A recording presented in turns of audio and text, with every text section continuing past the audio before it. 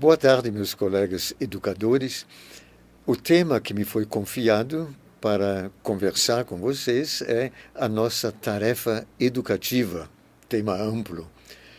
Foram indicados três aspectos imbricados dessa temática: a dimensão religiosa na formação do ser humano. Depois, um segundo aspecto, a identidade eclesial da escola católica. E um terceiro, na igreja, o nosso carisma salesiano.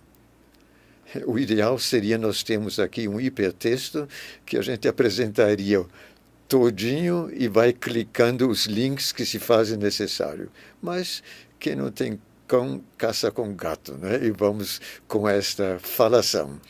Vamos à primeira dimensão, a dimensão religiosa na formação do ser humano. Quando se fala de formação religiosa, alguns pensam logo, vai falar de religião, eu não sou muito achegado a isso não. Será que é isso? Eu diria também isso. Até 50 anos atrás, era só isso. O adjetivo religioso tinha a ver com religião. Mas nós veremos logo adiante, não é só religião, não. Por que eu digo isso? Porque a religião hoje, na nossa sociedade, está uma confusão. Se eu tomar dois conceitos básicos, crer em Deus e pertencer à igreja, crer e pertencer, eu posso juntar essas duas palavras de várias maneiras. A pessoa pode crer sem pertencer. Claro que o ideal é que ele creia pertencendo a uma igreja. Ele pode pertencer sem crer. E assim por diante, pois as diversas modalidades de crer e as diversas modalidades de pertencer, sem falar de outros movimentos religiosos diferentes do nosso, que têm também o direito de ser ouvido. Então, hoje, em vez de pegar esta confusão religiosa, que na verdade não é de hoje, mas que hoje nós percebemos melhor, eu queria ver uma questão mais profunda desse fenômeno. Jesus já nos alertou naquela sua parábola do semeador que semeia suas sementes e, dependendo do terreno, a coisa dá certo. Aqui nós temos três variáveis a aprofundar: a variável semeador, a variável semente e terreno. Não adianta um bom semeador, uma boa semente, se o terreno não está preparado. E, por outro lado, e nesse ponto eu gostaria de demorar um pouquinho mais, há muito terreno bom, mas cadê o semeador? Cadê a semente? Eu penso um pouco nessa hora naquela história do fariseu e do publicano. O fariseu achava que ele era bom terreno. E Jesus mostrou que não era, né? E o publicano, coitadinho, pedindo desculpa, né? Porque ele é pecador. O bom terreno era esse. E com ele a semente pegou. Eu tenho uma experiência pessoal que não esqueço. Fui visitar uma favela lá do Rio. Quem conhece, para cima do Leme, é a favela do Morro dos Cabritos. Trabalhava lá uma irmã francesa que chegou no Brasil, foi direto para lá e ficou anos. Depois foi para a Bahia, morreu recentemente, irmã Ana Agostinho Roy. Bem, eu estava conversando com ela quando passou uma vizinha. Irmã, arranja um pouquinho de farinha. Aí arranjou, me apresentou. Este aqui é o padre Gruen. Ela parou. É padre. Você é padre, não é? Diz que vocês, padres, não roubam, vocês, padres, não mentem, vocês, padres... E foi falando. Depois parou e me fez assim. Aqui, ó. Mas deixa para lá. Eu não sou padre, eu só tenho uma alegria na vida, uma honra na vida. É minha filhinha. Eu esqueci o nome dela. Minha filhinha. Por ela eu faço tudo o que for preciso, senhor padre. Se for preciso roubar, eu roubo. Se for preciso mentir, eu minto. Se for preciso matar, eu mato, padre, pela minha filhinha. Agora, e se for preciso me vender, eu me vendo meu corpo. É para minha filhinha, para que ela tenha tudo de bom na vida. Tinha estudo, tinha profissão, tinha inteligência cultivada. Tudo isso gostaria de ver na minha filha. A Cidinha. Essa a gente perguntaria. Não tinha religião. Não tem religião. Mas ele tem alguma outra coisa que vamos examinar já já. Nós falamos de ateus, de ateísmo. E muita gente estranhou quando na França saiu um livro recentemente, acho que uns 3 anos atrás, sobre a espiritualidade do ateísmo. O que é isso? Espiritualidade do ateísmo? O livro, eu não li o livro, eu só vi recensões dele. Mas eu conheço ateus de espiritualidade. Também aqui eu teria fatos interessantes para contar, mas eu trouxe aqui simplesmente umas ideias de ateus que seria interessante que todo mundo conheça. A gente pensa que o ateu é alguém que não tem seriedade na vida. Ah, Deus, isso é bobagem. Eu vou ler primeiro umas piadinhas de ateu, mas que já mostram a reflexão deles. Ao Voltaire, o célebre Voltaire, não é cínico, perguntaram para ele, escuta, você é verdade que você já se reconciliou com Deus, é isso? Ele respondeu assim, se me reconciliei com Deus, bem, nos cumprimentamos, mas não conversamos. Mas repare, atrás disto, a gente podia examinar, não é? Um outro, o Woody Allen, que todo mundo conhece pelo cinema, né? Ele falou sério, para você eu sou ateu, para Deus eu sou leal à oposição. Boa. Mas eu queria trazer um filósofo conhecido, ateu, que era do diálogo entre cristãos e ateísmo na Europa, Roger Garaudy, faleceu recentemente, perto dos 100 anos de vida. Não vou ler o texto dele todo, apenas a frase final. Vivemos, sem dúvida, cristãos e marxistas, a exigência do mesmo infinito, mas o vosso é presença, o nosso, ausência. Veja, isso faz pensar. Todos nós vivemos, diz ele, o mesmo absoluto. Mas nós o vemos como uma ausência, faz parte da nossa humanidade. Pois bem, além desses, o ateísmo, nós teríamos também aqueles que não ligam para isso. Os agnósticos. Não, isso não é assunto que se discuta, não vamos mexer com isso, não. Mas eu prefiro falar, por exemplo, dos chamados peregrinos espirituais, que estão em busca. Já há 1 ano, 2 anos, alguns falam que são passageiros em trânsito, e alguns complementam com e sem baldeações, não é? Mas, porque para de cá, para de lá, não é verdade? Mas estão em trânsito, estão caminhando. O nome da igreja cristã, o primeiro nome que ela teve, está nos Atos dos Apóstolos, era o caminho. É bonito que alguém esteja em trânsito, porque quem está a caminho, eu tenho a impressão que ele já está chegando no caminho.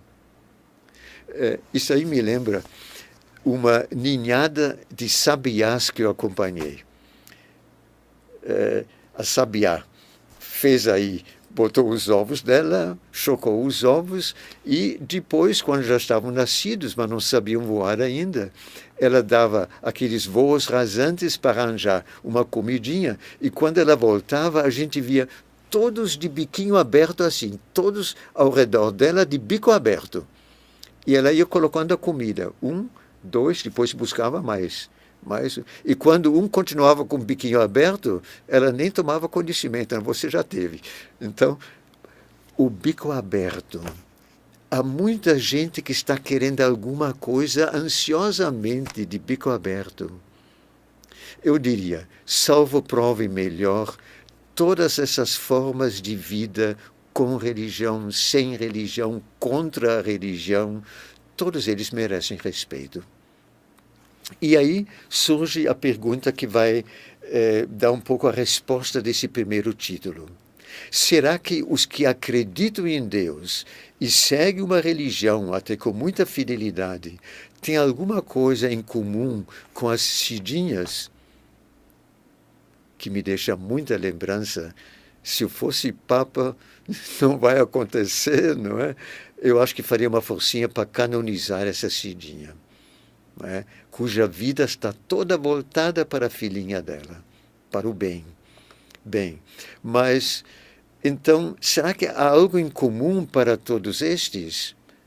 A pergunta é uma pergunta básica para não somente a filosofia da religião, mas para a teologia da religião.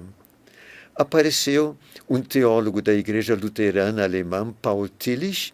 Os americanos falam Paul, porque depois, quando chegou o nazismo, ele buscou refúgio nos Estados Unidos.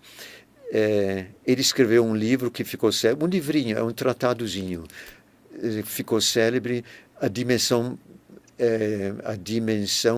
perdida, em que ele fala que há algo em comum que todo mundo pode ter, independente de religião ou não religião, esta ou aquela religião. É algo de muito dinâmico, que ele chama a disponibilidade dinâmica, aberta a tudo aquilo que é melhor, que é mais, aquilo que segue o incondicional, é o nome que ele dá, que dá sentido fundamental, radical à minha existência. E essa atitude é encarada com seriedade, como um compromisso com a sociedade. Isso acompanha o fulano durante a vida. Ele não precisa lembrar todo dia o meu... Não, isso já faz parte da vida dele. Esta atitude o Paul Tillich chama de religiosidade. Daí, repare a pergunta inicial, e falou de religioso, quer dizer, tem a ver com religião. Não, não necessariamente.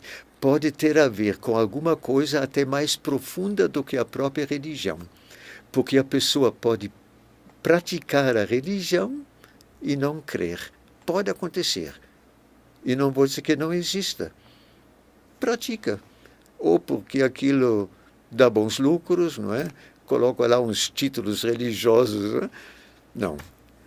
Aqui, essa religiosidade é alguma coisa profunda, levada a sério, é a espinha dorsal interior dessa pessoa, a religiosidade. Isso sim, é algo de essencial na vida humana. Deveria, segundo Paul Tillich, animar todas as dimensões da pessoa humana, todas.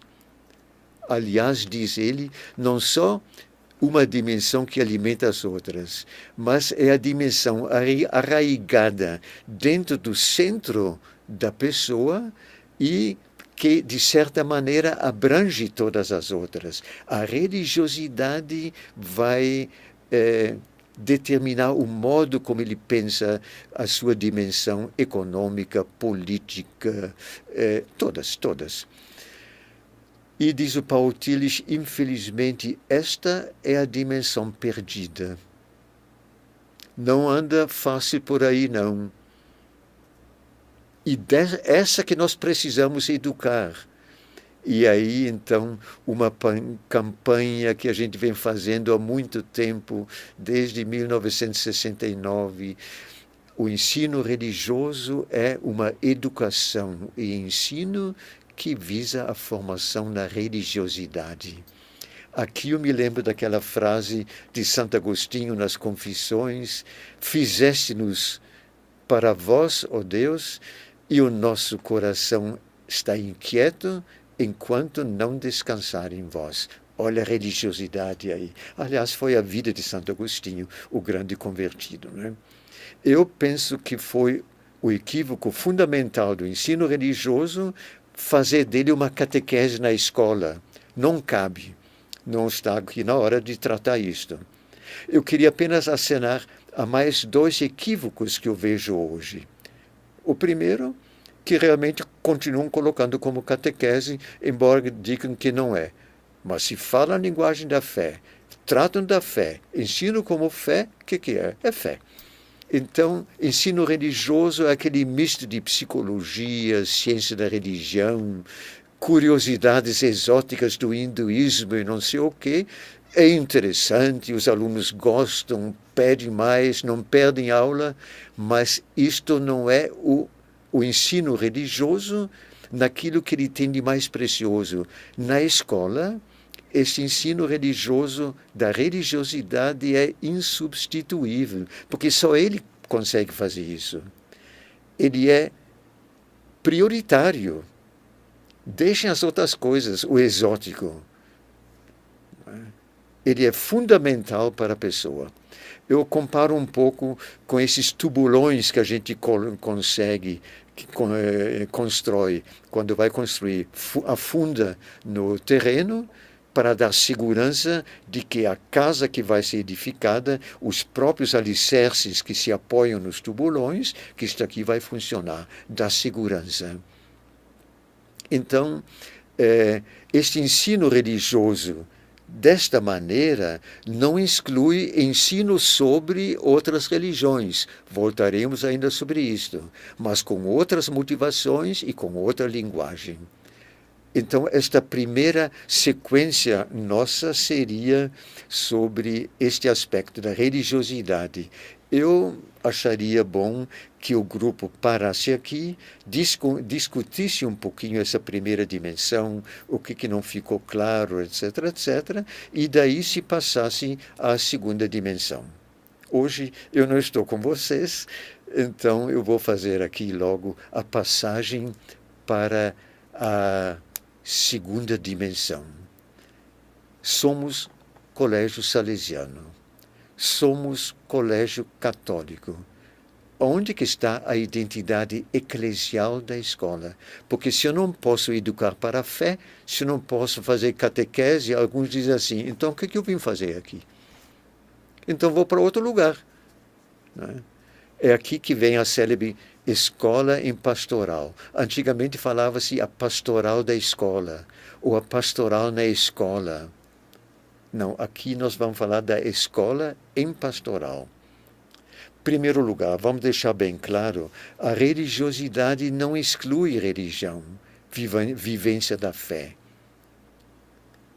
Pelo contrário, quem vive uma fé, pratica uma religião, vai ter mais interesse no ensino religioso e vai ajudar os colegas a se interessar. E outra coisa, a fé supõe a religiosidade. Por sua vez, a religiosidade dá um suporte, a fé dá um suporte à religiosidade, lhe dá um acabamento, uma meta, orientação, caminho seguro, não te deixa como passageiro em trânsito, fazendo baldeação e não acertando o trem. Bem, na fé cristã, nós temos o centro, que é Jesus Cristo.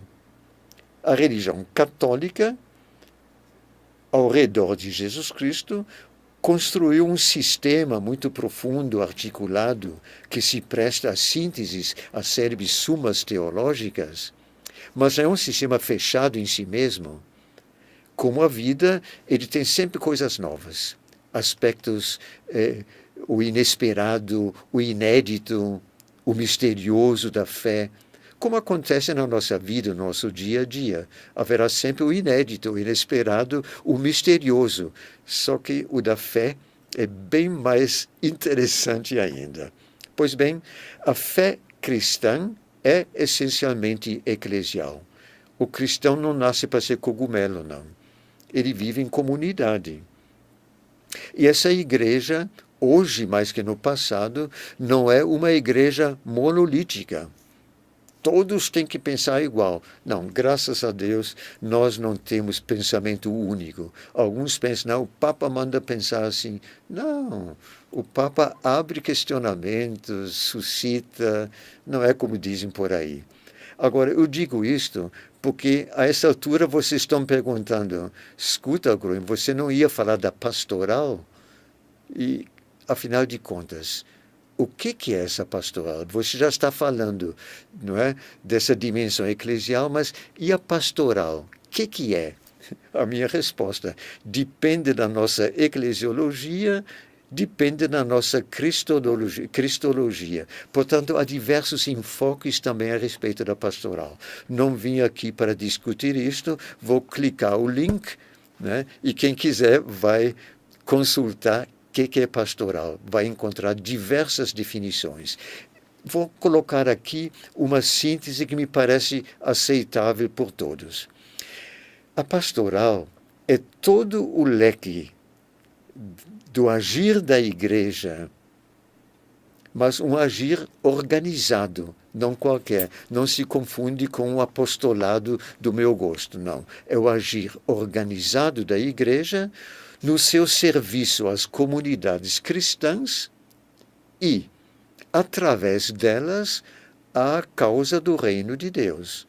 Eu prefiro a tradução do reinado de Deus, né? Reino dá uma ideia um pouco geográfica, reinado é uma presença. Bem, então a pastoral, reparem que nós temos um serviço da igreja.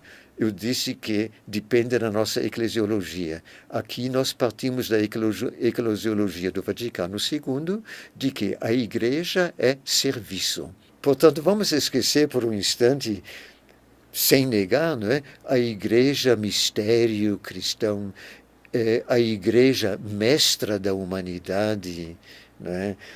A igreja poderosa. Vamos esquecer tudo isto. Paulo VI, no final do concílio, usou a palavra uma igreja a serviço da humanidade. Então, a pastoral está a serviço, primeiramente, das comunidades.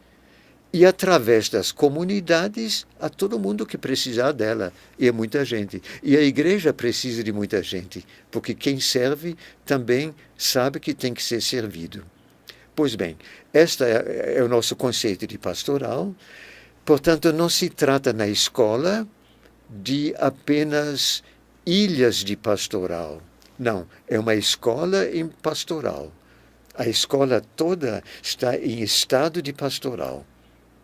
Agora, terá responsável disto, com certos espaços, tempos, eventos a programar, mas essa escola católica, no seu conjunto, espaços, calendário, horários, reuniões com os pais ou responsáveis, os funcionários. É uma escola que se organiza em estado permanente de pastoral, visando o bem dos estudantes. Vejam aí o serviço. Agora, como que ela realiza isso? É um ambiente acolhedor, sereno, amigo, e algo que se cria sempre, né? Que são eles, os alunos, que vão ter que criar.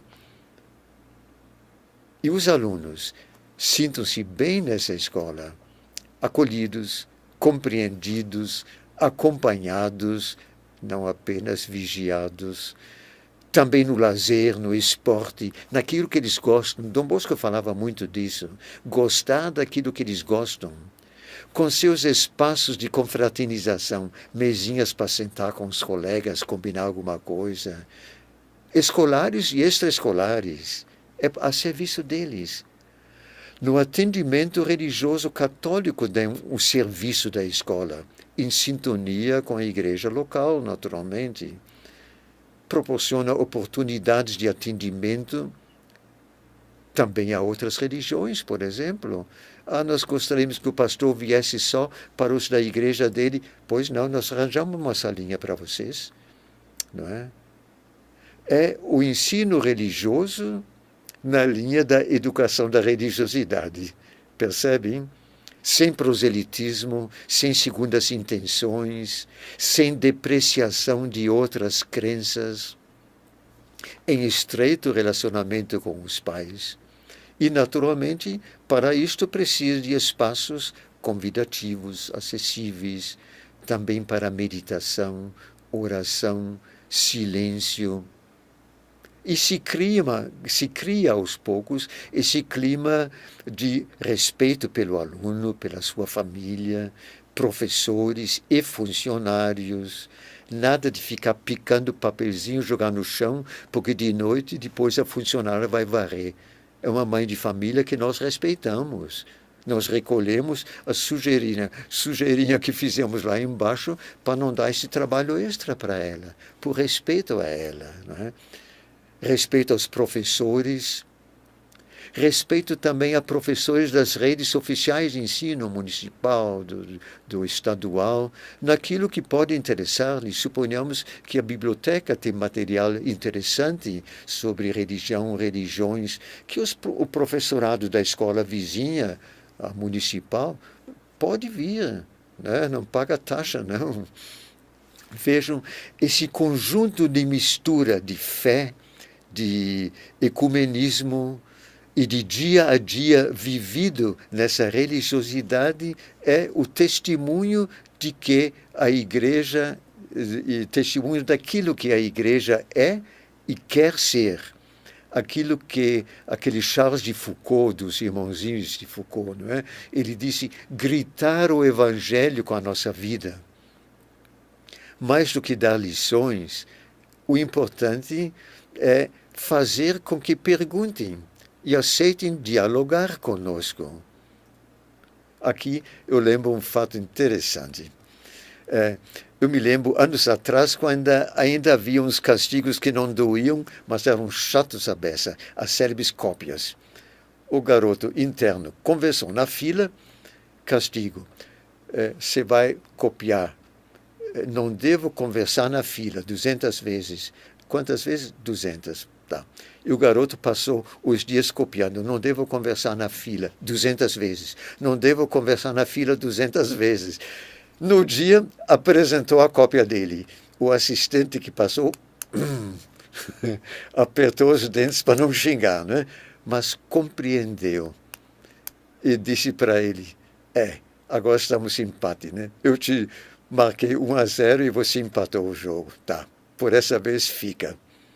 Eu perguntaria a vocês, educadores, haveria uma resposta mais bonita? Eu vou deixar para o fim dessa nossa palestra uma resposta mais bonita do que essa.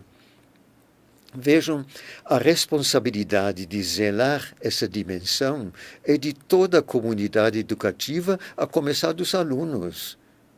Claro, com a atuação especializada da coordenação de pastoral. Agora, como que vai ser constituída essa coordenação de pastoral? Você sabe muito bem. Pode variar conforme a complexidade da escola. Nesse momento, vocês fazem uma pausazinha, conversem um pouquinho entre si, e nós passamos desde já, passamos daqui a pouquinho, não é?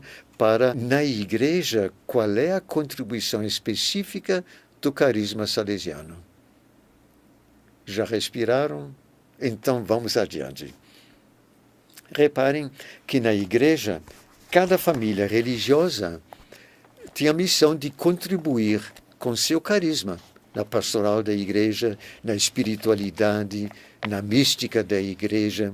E qual é o carisma dos salesianos? Eu tenho aqui o livrinho das Constituições nossas, logo no número 2, Dom Bosco, tomando as palavras de Dom Bosco, mas ele diz o seguinte, que a nossa missão é, aspas, ser na igreja sinais e portadores do amor de Deus aos jovens, especialmente aos mais pobres. Eu vou ler mais uma vez.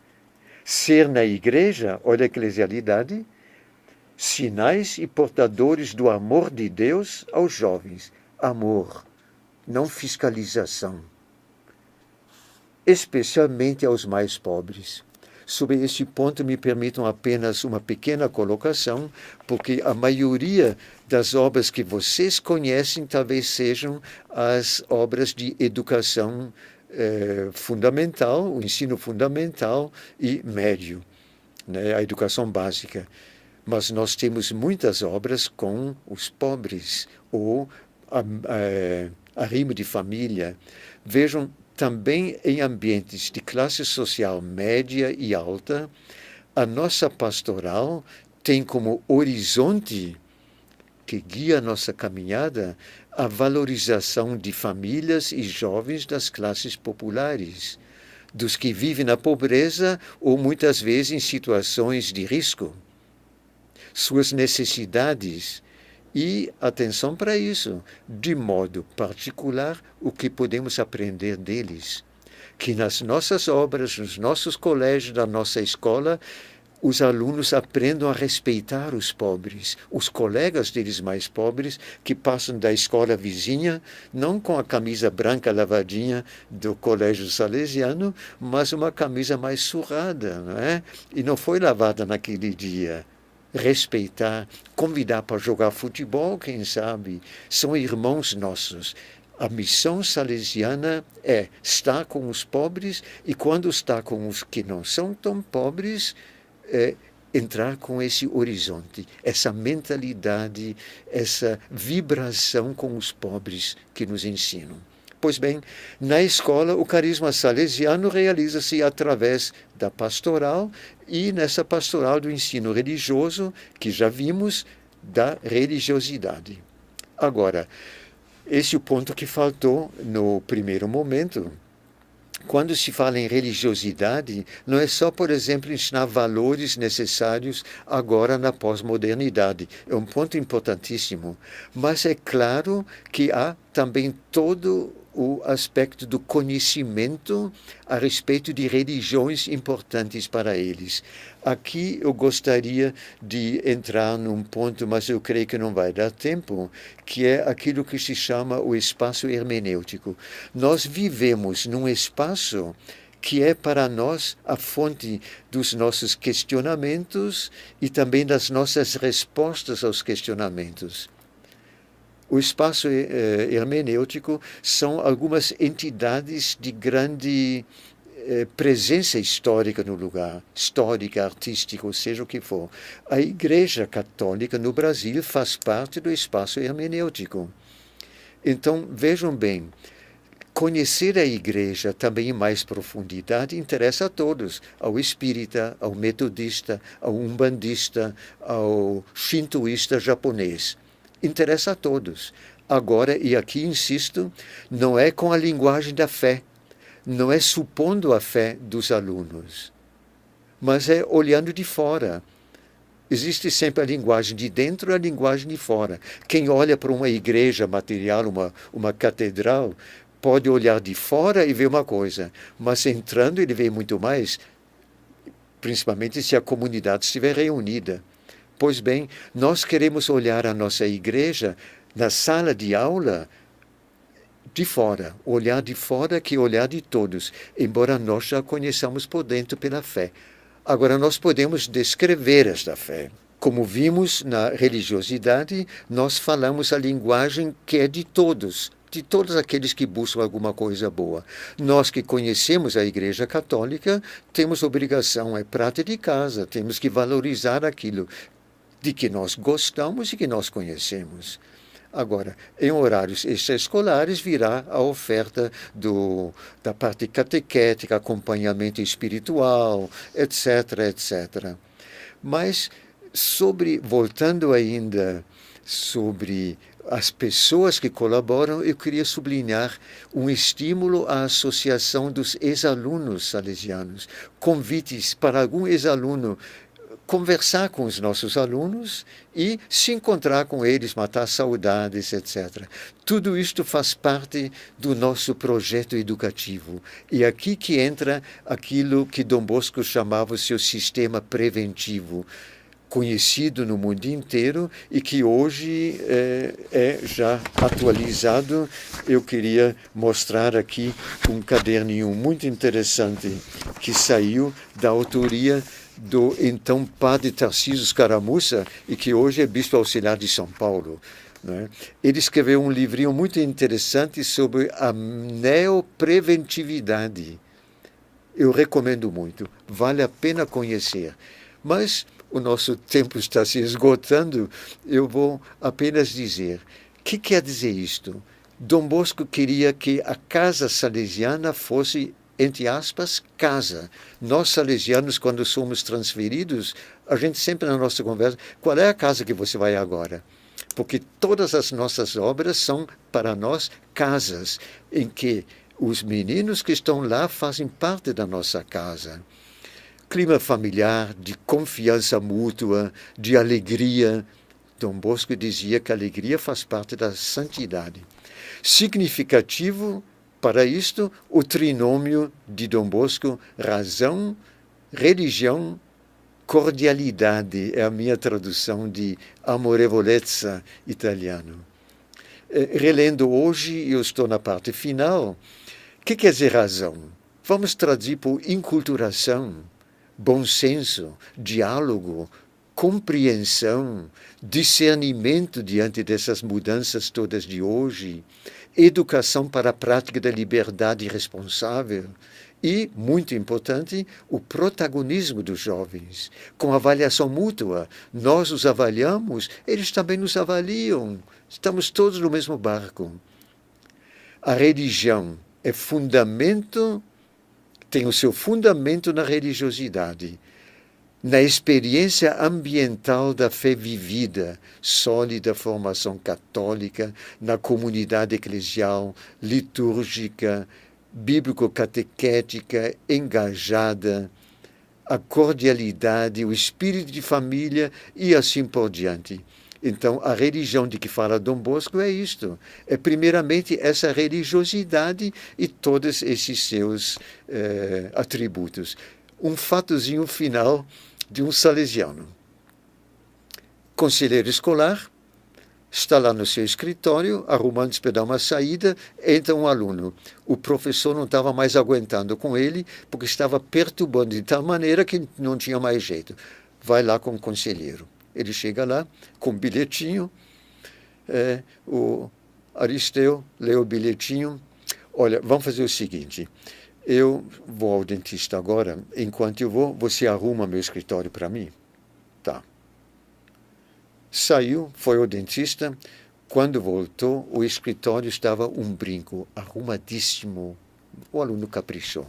O Aristeu falou para ele, menino, mas você fez um trabalho bonito. Bonito mesmo. Olha, eu não sei arrumar desse jeito, não. Quem te ensinou isso? Ah, lá em casa, etc, etc. Ótimo. Agora me explica uma coisa. Por que fora da sala de aula você é fantástico? Fantástico. E por que dentro da sala de aula o professor não estava te aguentando? Resposta do menino. Engraçado. Eu ia fazer a mesma pergunta para o senhor. E qual foi agora o desempate do Aristeu? Menino, por isso que eu digo, você tem qualidades para tudo, você é um menino dotado. Olha, essa resposta achei fantástica também, junto com você. Vamos fazer o seguinte, você agora me dá um abraço, você vai voltar para a sala de aula, qualquer coisa que você tiver que estar te incomodando, venha conversar, etc. Mas estamos entendidos. E naquilo que puder ajudar, pode contar comigo.